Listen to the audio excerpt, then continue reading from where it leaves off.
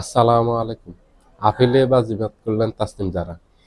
তাসনিম জারার মনোনয়নপত্র অবৈধ ঘোষণা করছে খুবই সামান্য একটা অজুহাতে।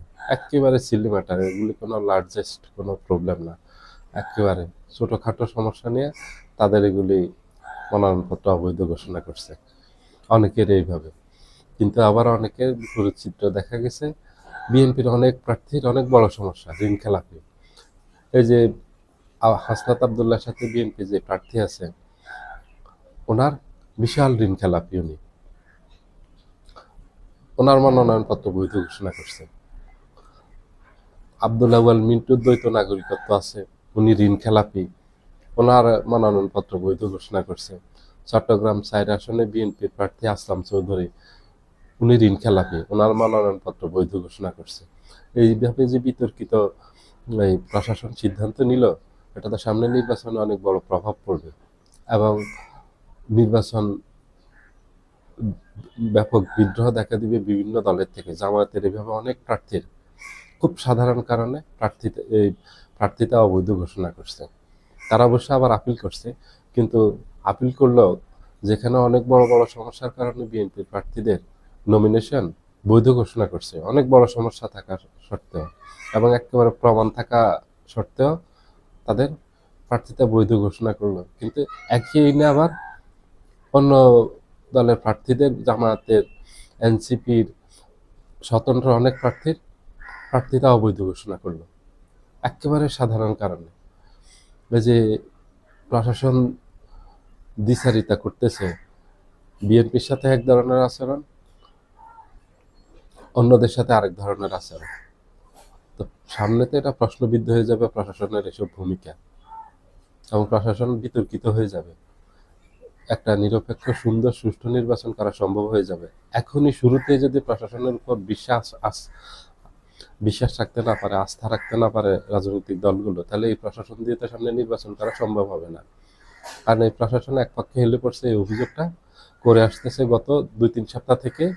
এটা নমিনেশন পেপার যখন যাচাই বাছাই চলতেছিল তখন থেকে এটা জামাতের অভিযোগ, এটা স্বতন্ত্র প্রার্থী যারা আছে তাদের অভিযোগ, এটা অন্যান্য দলের অভিযোগ আছে, এনসিপির অভিযোগ আছে, অনেকের অভিযোগ। এই অভিযোগগুলি সবগুলি সত্যি, এগুলি প্রমাণিত সত্যি এই অভিযোগগুলি। বিএনপির বড় বড় সমস্যা থাকা অবস্থায়, এই যে বললাম ঋণ খেলাপি, বিদেশি দ্বৈত নাগরিকত্ব। ঋণ খেলাপি হলে আমাদের দেশের সংবিধান অনুযায়ী নির্বাচন করতে পারে না, এবং দ্বৈত নাগরিকত্ব থাকলে নির্বাচন করতে পারে না। কিন্তু বিএনপি প্রার্থীদেরকে অনেকের দ্বৈত নাগরিকত্ব আছে, অনেকের ঋণ খেলাপি, কিন্তু তাদেরকে ঠিক বৈধতা ঘোষণা করছে। এগুলি নিয়ে ব্যাপক সমালোচনা হচ্ছে প্রশাসনের ভূমিকা নিয়ে।